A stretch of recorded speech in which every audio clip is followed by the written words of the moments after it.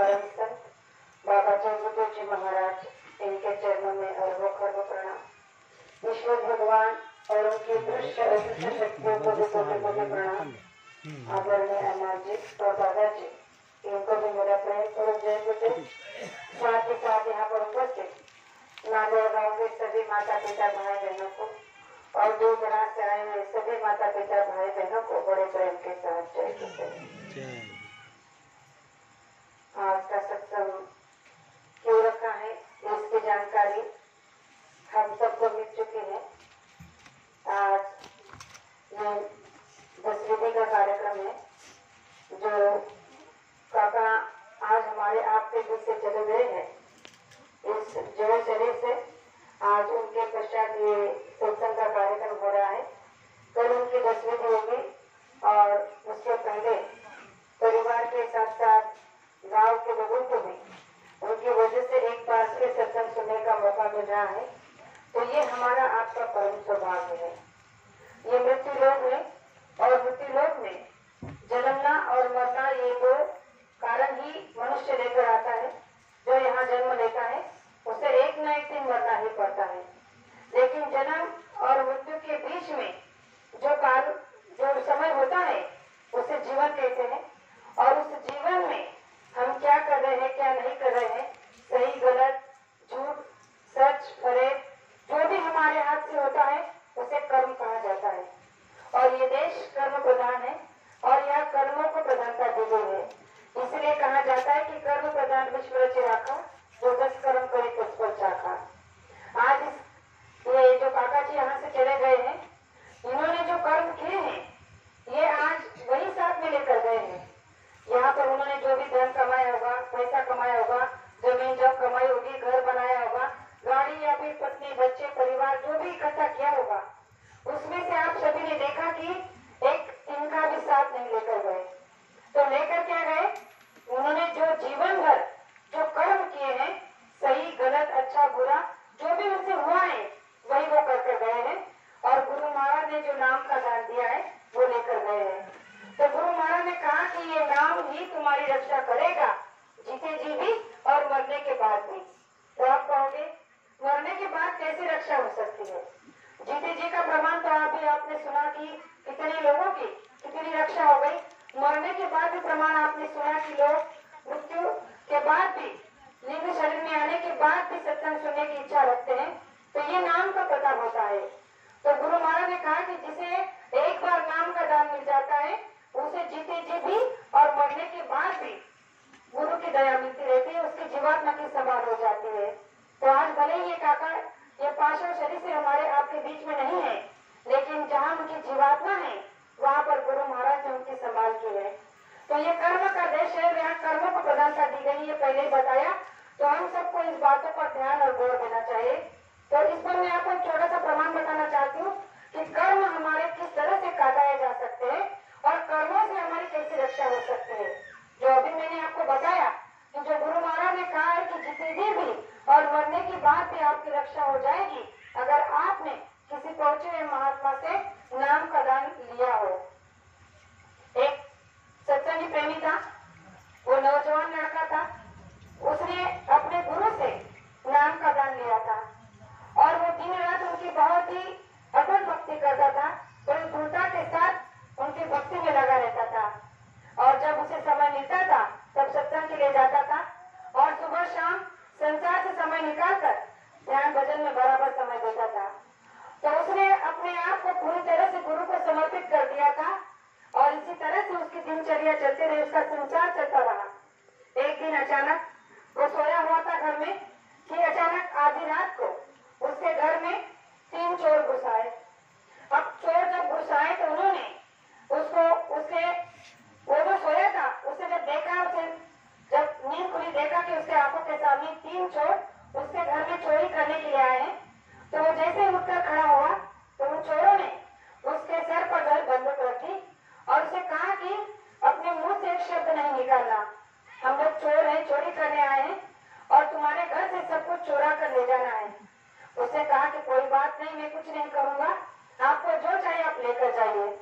उस 3 में से एक ने उसके सर पर बंदूक रख दी और दोनों चोरों ने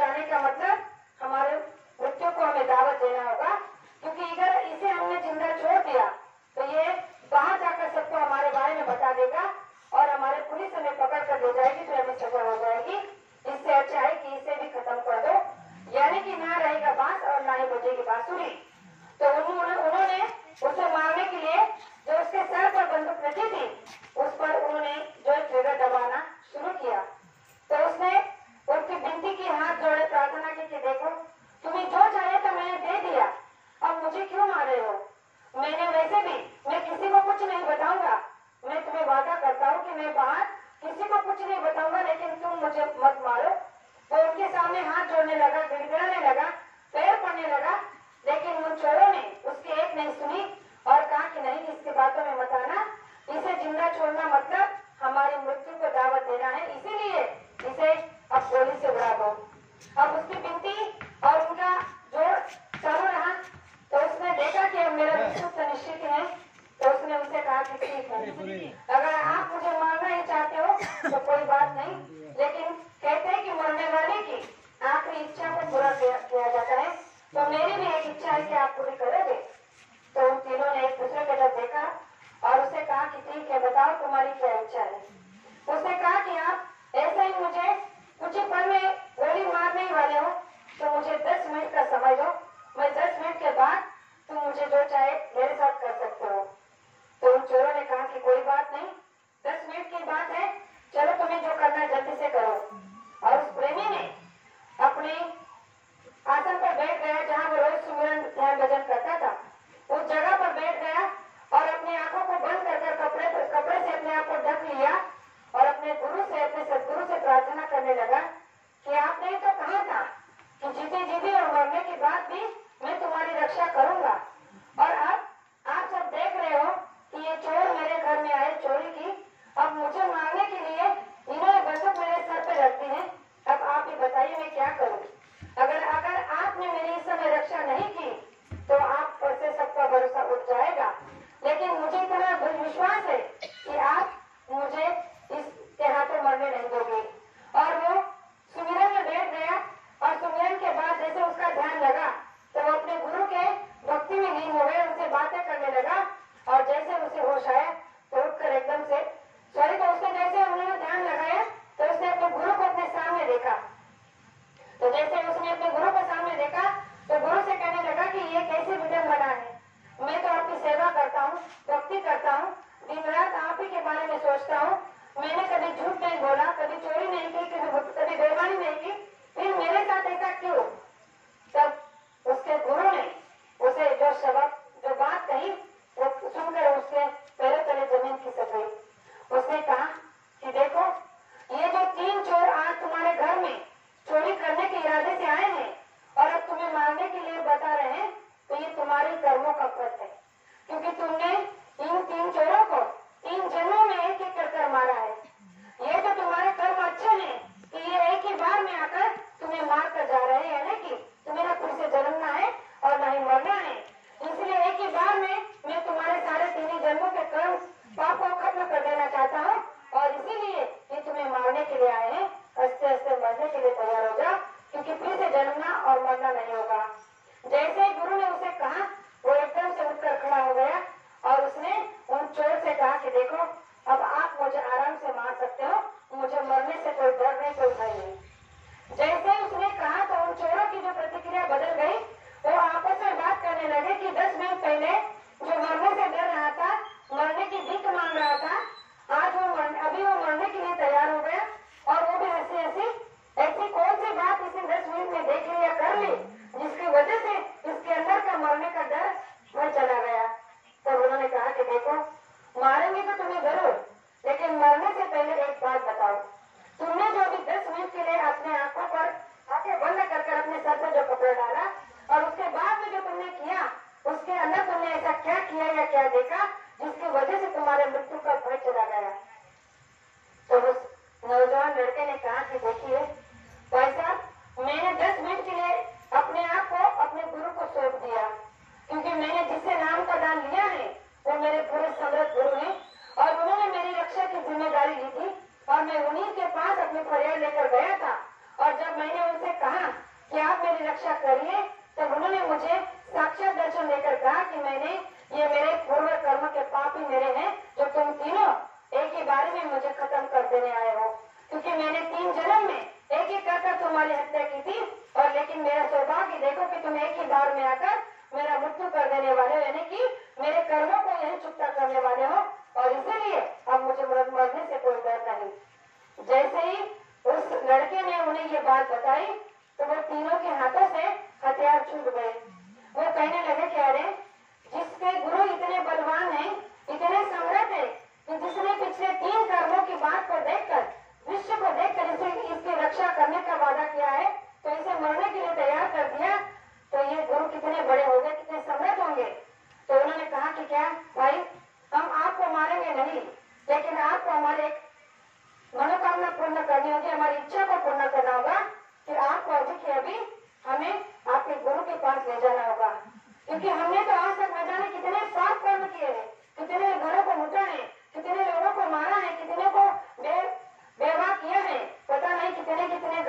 बर्बाद किया है तो कितने कर्म हमारे सर पर लगे होंगे। और ये तो अभी के हैं, हमें तो पता भी नहीं कि हमने पिछले कितने जन्मों में क्या क्या नहीं किया होगा। इसीलिए कृपा कर अभी इसी समय मुझे हमें आपके गुरु के पास ले चलो।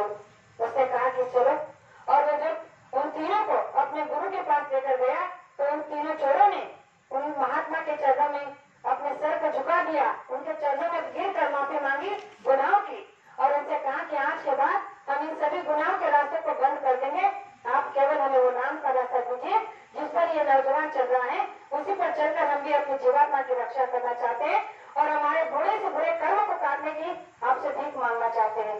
प्रेमियों, ये संत महात्माओं की ताकत होती है, अन्यथा संसार में आपको कोई बचा नहीं सकता अपने बुरे और पाप कर्म से।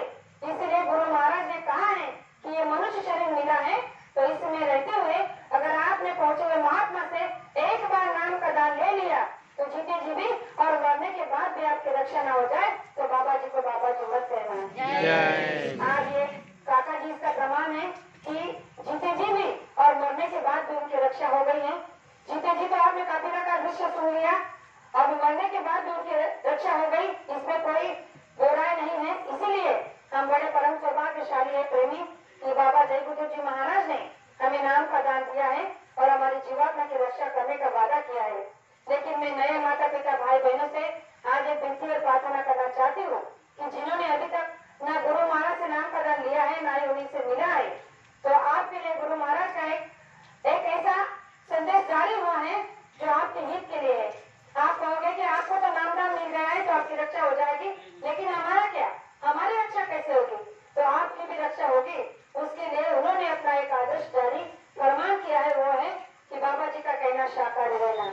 अगर आज से ही आपने अपने जीवन को, अपने परिवार को शुद्ध शाकाहारी रख लिया और औरों को भी शाकाहारी करने का संकल्प कर लिया तो गुरु महाराज ने कहा है कि जैसे मैं सभी सत्संगों की रक्षा करने वाला हूँ वैसे ही मैं सत्संग सारे शाकाहारी लोगों की भी रक्षा करने वाला हूँ। तो आप सभी प्रेमी आज से ही अपने परिवार को, अपने आप को शाकाहारी करने का यह संकल्प ले लेना। सत्संग के बाद में अन्ना जी सत्संग संकल्प देंगे तो आपका परम सौभाग्य है कि आप सभी लोग इस संकल्प को ले लेना ताकि आपके गुनाहों की माफी आपको मिल जाएगी, आपके कर्मों से आपको बचने का रास्ता मिल जाएगा। अन्यथा संसार में आपको और कोई रास्ता नहीं है और न ही कोई ऐसा ठिकाना, ऐसी कोई जगह है जहाँ जाकर आप अपने कर्मों को धो सकते हो या माफ कर सकते हो। तो जो दो बातें आपके सामने रखी हो सकता है कहने में एक आश्चर्य जैसा निकल गया हो जो नहीं कहना चाहिए था, तो आपको छोटी बेटी समझकर माफ करना ऐसे आशा करते हो और मेरे दो शब्द को यही विराम देना चाहती हूँ। जय